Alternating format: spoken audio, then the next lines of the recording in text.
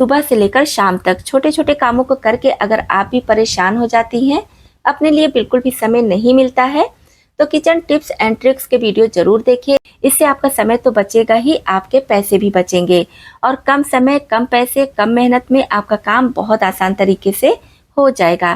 तो वीडियो देखने से पहले हमेशा की तरह कमेंट बॉक्स में लिखकर जरूर बताइएगा कि इस चैनल के वीडियोस आप किस शहर या फिर किस गांव से देख रहे हैं, जिसे मैं लिखकर आपको थैंक्स बोल सकूं। वीडियो अगर पसंद आए तो लाइक और शेयर करके चैनल को भी सब्सक्राइब कर लीजिएगा और हाँ, हाइप करना तो बिल्कुल ना भूलिएगा। तो चलिए देख लेते हैं आज की सबसे पहली टिप।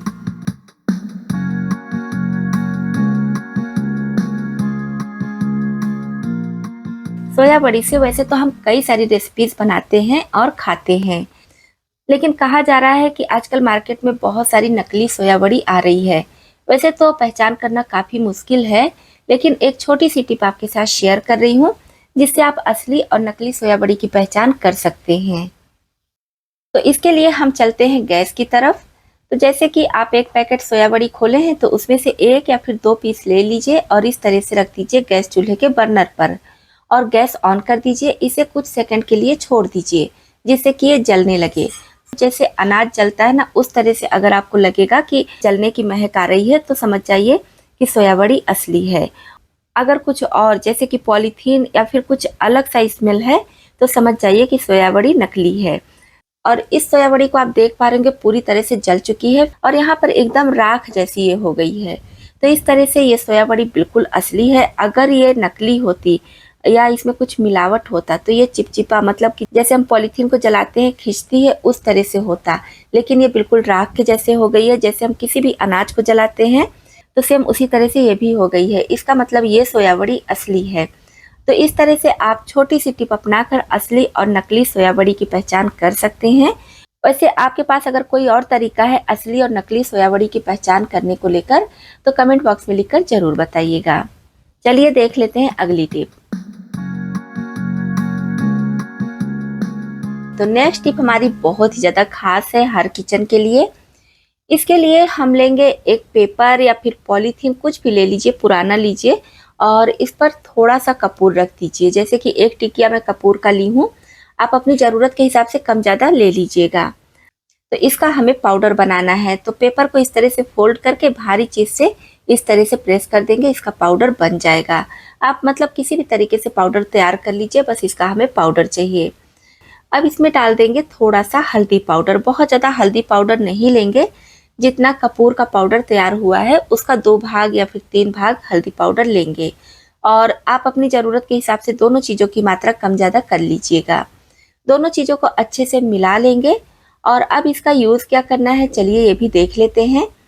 तो यहाँ पर देखिए मैं 2-3 पीस पुराना पेपर ली हूँ। बहुत ज़्यादा बड़े साइज़ का नहीं चाहिए, छोटा छोटा ही चाहिए, आप देख पा रहे होंगे। और ये जो हम पाउडर तैयार किए हैं इसको 2 या फिर 3 भाग में कर लेंगे और इस तरह से देखिए मैं 3 भाग में की हूँ। और अब इसको हम रखेंगे कहाँ ये भी देख लेते हैं।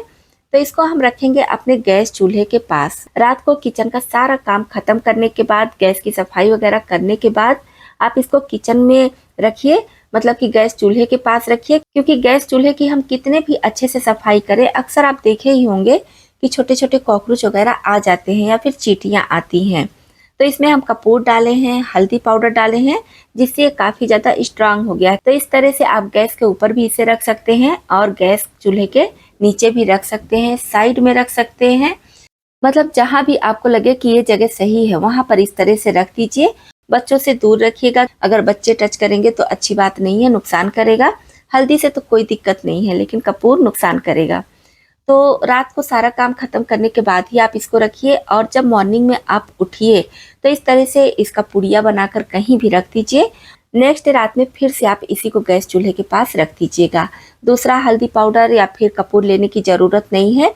इससे आपके गैस चूल्हे के पास या फिर किचन स्लैब पर चींटियाँ या फिर छोटे छोटे कीड़े मकोड़े आते हैं, कॉकरोच वगैरह आते हैं, तो वो बिल्कुल भी नहीं आएंगे। ये टिप आप भी अपना कर ज़रूर देखिए और फिर अपना फीडबैक मेरे साथ ज़रूर शेयर कीजिए। इस तरह के ऑयल का बॉटल हम सभी के घरों में आता है, लेकिन ज़्यादातर लोग इसको गलत तरीके से खोलते हैं। तो आज मैं जो तरीका बता रही हूँ, इस तरह से आप खोलेंगे तो बिना एक्स्ट्रा मेहनत किए या फिर बिना बॉटल का ये माउथ ख़राब किए आप इसको बहुत आसानी से खोल लेंगे। जैसे कि आप देख पा रहे होंगे बॉटल को मैं किस तरह से पकड़ी हूँ। रिंग वाला भाग आपको इधर उधर किसी भी तरफ नहीं रखना है। इसको मैं सामने रखी हूँ, आगे के साइड में मेरे ये है, और रिंग में इस तरह से उंगली फंसाकर अपनी तरफ हल्का सा खींचेंगे। बहुत ज़्यादा जोर लगाने की ज़रूरत नहीं पड़ती है। जब आप सही ढंग से खोलेंगे तो ये बॉटल बहुत आसानी से खुल जाता है।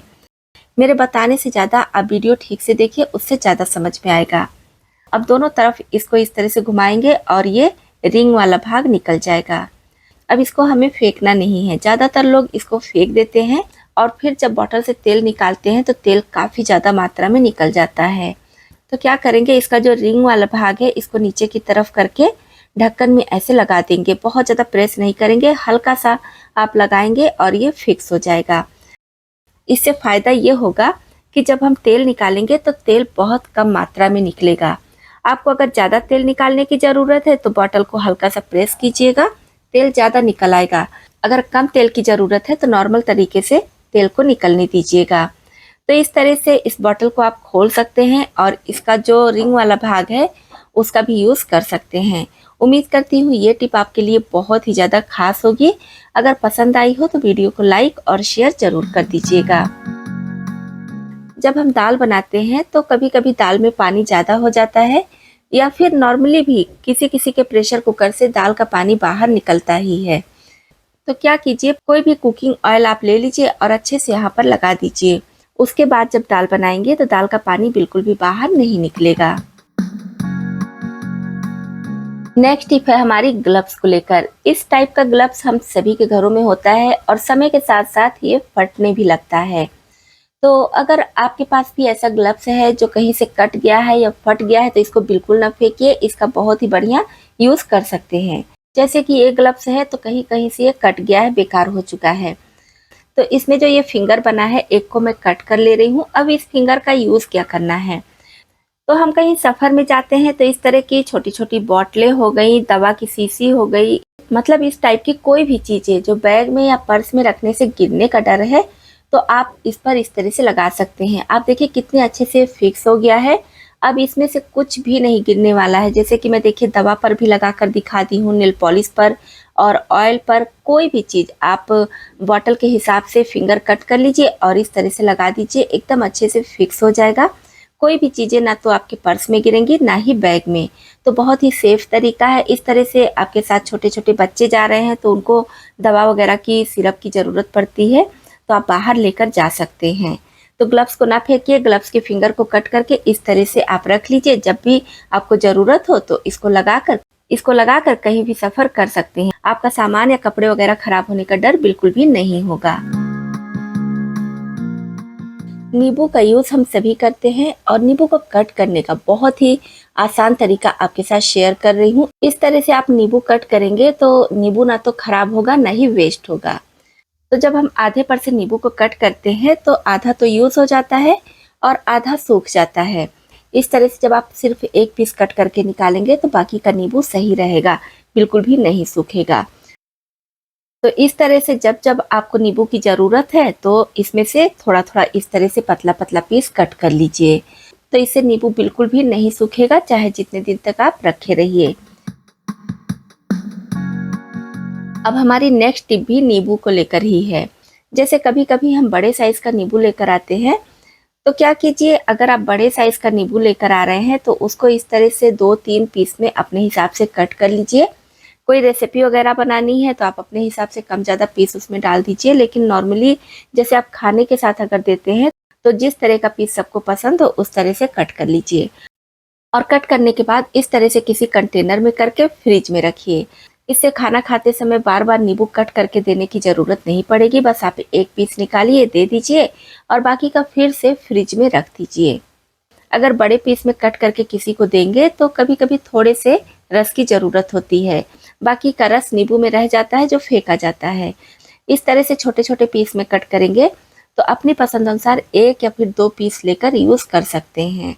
और इस कटे हुए नींबू को भी आप फ्रिज में करके 5 से 6 दिनों तक रख सकते हैं। वैसे तो खाली टूथपेस्ट का ट्यूब हम सभी फेंक देते हैं, लेकिन इस वीडियो को देखने के बाद आप टूथपेस्ट क्या किसी भी चीज़ का खाली ट्यूब बिल्कुल भी नहीं फेंकेंगे। तो इसके लिए यहाँ पर मैं खाली टूथपेस्ट का ट्यूब ली हूँ। इसको इस तरह से फोल्ड करेंगे जैसा आप वीडियो में देख पा रहे हैं, और यहाँ से इसको कट कर देंगे। इसमें हमें एक छेद करना है, तो बस इस तरह से देखिए मैं कट कर दी हूँ। इसके ढक्कन को खोलकर साइड में रखेंगे। अब चलिए इसका यूज़ भी देख लेते हैं क्या करना है। तो यहाँ पर आप कोई भी वायर वाली चीज़, जैसे कि मिक्सी का वायर इधर उधर पड़ा रहता है, प्रेस का वायर, मैं तो यहाँ पर इलेक्ट्रिक केटल का वायर ली हूँ, लेकिन आप किसी भी तरह का वायर ले लीजिए, या फिर इस टाइप की कोई भी चीज़ जो आपको लगे कि अच्छे से लपेट कर रखना है। जो इसका ट्यूब वाला भाग है इस तरह से छेद में डालेंगे और ढक्कन बंद कर देंगे, तो बिल्कुल भी वायर इधर उधर नहीं फैला रहेगा, एक जगह इकट्ठा रहेगा। तो इस तरह से किसी भी चीज़ का खाली ट्यूब है आप उसको यूज़ में ले सकते हैं। मैं तो यहाँ पर ट्यूब को धुली नहीं हूँ, लेकिन आप इसको धुल कर भी काम में ले सकते हैं। तो नेक्स्ट चलिए हम देख लेते हैं बहुत ही मजेदार कुरकुरी और रसीली जलेबी की रेसिपी। तो इसके लिए सबसे पहले हमें चाहिए मैदा, और मैदे को छानकर फिर यूज करना है। तो 2 छोटी कटोरी मैदा यहाँ पर ली हूँ, और सारा मेजरमेंट हम टेबल स्पून से करेंगे। यहाँ पर 8 टेबल स्पून मैदा एक कटोरी में है, यानी कि दोनों कटोरी का हम मिला लेंगे तो 16 टेबल स्पून ये मैदा है। ग्राम में अगर हम देखेंगे तो कितना होगा, वीडियो में बने रहिए, आगे ये भी पता चल जाएगा। तो हमें यहाँ पर दोनों कटोरी मैदे की ज़रूरत नहीं है, एक कटोरी मैदा हम साइड में रख देंगे, इसकी ज़रूरत हमें कल पड़ेगी। पहले एक कटोरी मैदे को डाल देंगे एक बड़े बाउल में, और इसी के साथ में चाहिए बेसन। बेसन कोशिश कीजिए कि महीन वाला हो तो ज़्यादा अच्छा है, और 1 टेबल स्पून लेबल करके लेना है, ज़्यादा बिल्कुल नहीं होना चाहिए। बेसन से जलेबी हमारी बहुत बढ़िया कुरकुरी खस्ता बनेगी और स्वाद भी बढ़ जाएगा। इसी के साथ में 1/4 छोटा चम्मच से कम, आप देख पा रहे होंगे भरा हुआ नहीं है, थोड़ा सा कम है, तो इतना हमें बेकिंग सोडा डाल देना है, यानी कि खाने वाला सोडा। अब सारी चीज़ों को अच्छे से मिला लेंगे, और उसके बाद इसमें थोड़ा थोड़ा पानी डालकर इसका लम्स फ्री बैटर तैयार करेंगे। एक साथ ज़्यादा पानी नहीं डालेंगे, थोड़ा थोड़ा ही आपको पानी डालना है। यहाँ पर पानी का कोई खास मेजरमेंट नहीं होगा, क्योंकि मैदे के ऊपर डिपेंड करता है, थोड़ा पानी कम या फिर ज़्यादा भी लग सकता है। यहाँ पर मैं 1 कटोरी पानी ली हूँ, तो थोड़ा थोड़ा करके पानी इसमें डालेंगे, और आप देख पा रहे होंगे थोड़ा सा पानी बच गया है। इसे हमें 2 से 3 मिनट तक बढ़िया से फेंटना है। जितना बढ़िया फेंटेंगे जलेबी उतनी ही बढ़िया खस्ता बनेगी।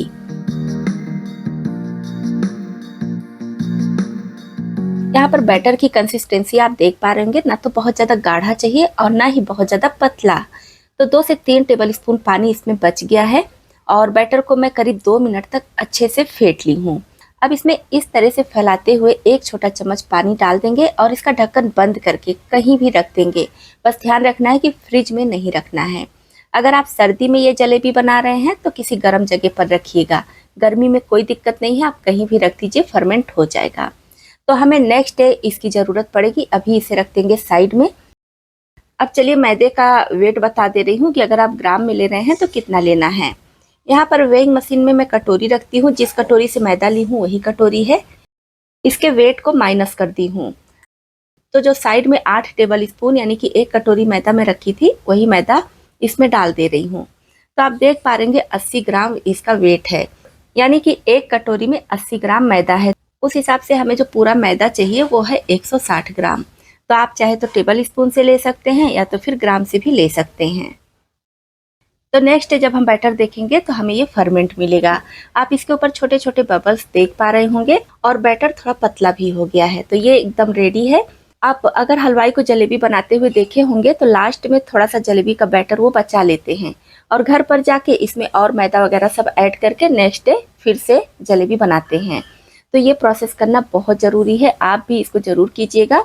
इससे जलेबी आपकी बहुत ही बढ़िया खस्ता और जूसी बनकर तैयार होगी। अब चलते हैं नेक्स्ट प्रोसेस की तरफ।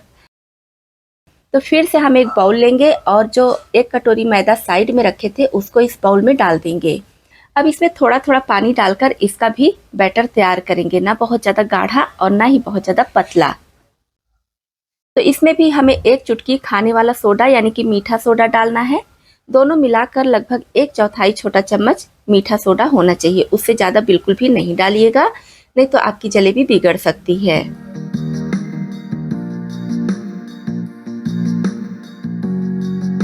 तो यहाँ पर देखिए हमारा ये वाला बैटर भी तैयार हो चुका है। अब इसको इस कल का फर्मेंट किया हुआ बैटर है, इसमें डालकर 1 से 1.5 मिनट तक फिर से फेंट लेंगे।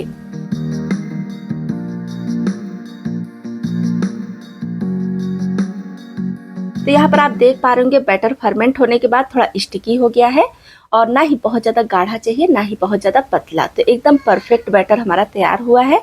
तो इसे अभी हम साइड में रख देंगे और इसके लिए चाशनी तैयार करते हैं।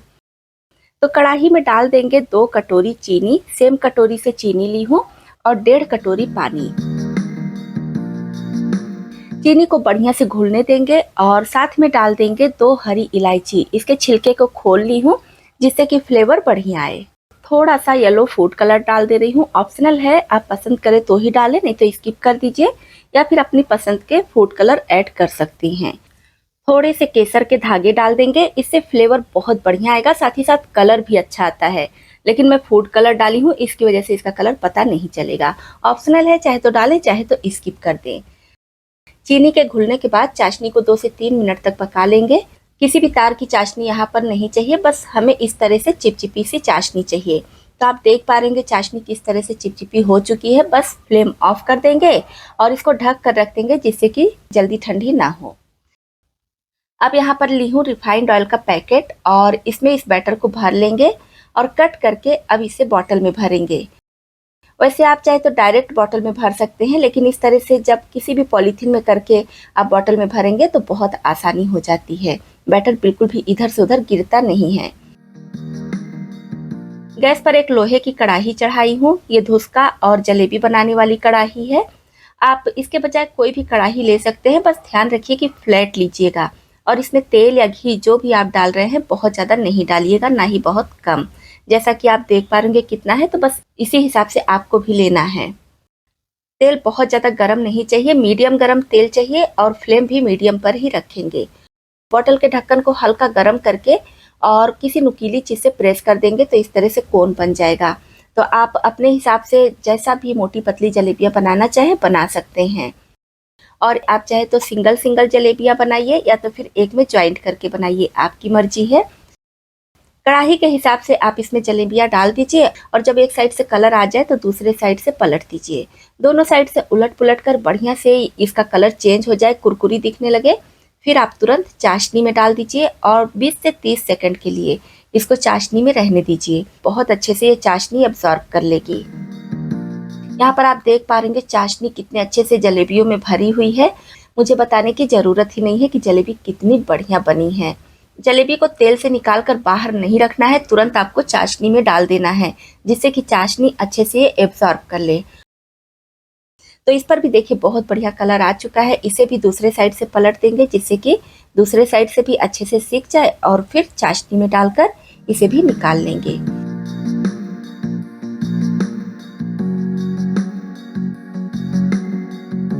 तो यहाँ पर हमारी जलेबियाँ देखिए कितनी बढ़िया बनी है, कलर भी बहुत प्यारा आया है और आपको देखने से ही पता चल रहा होगा, मुझे बताने की ज़रूरत बिल्कुल भी नहीं है कि कितनी बढ़िया, एकदम हलवाई के जैसी या हलवाई से भी बहुत बढ़िया जलेबियाँ बनकर तैयार हुई हैं। तो हलवाई के यहाँ की यानी कि मार्केट की जलेबियाँ हम बहुत ज़्यादा पसंद करते हैं, तो आज हलवाई वाली रेसिपी आपके साथ शेयर की हूँ। अब से आप घर में ही मार्केट जैसी जलेबियाँ बनाकर तैयार कर लेंगे। दोस्तों ये थे आज के कुछ यूजफुल टिप्स। आपको कौन सी टिप ज़्यादा पसंद आई और कौन सी पहले से पता थी, कमेंट बॉक्स में लिखकर जरूर बताइएगा।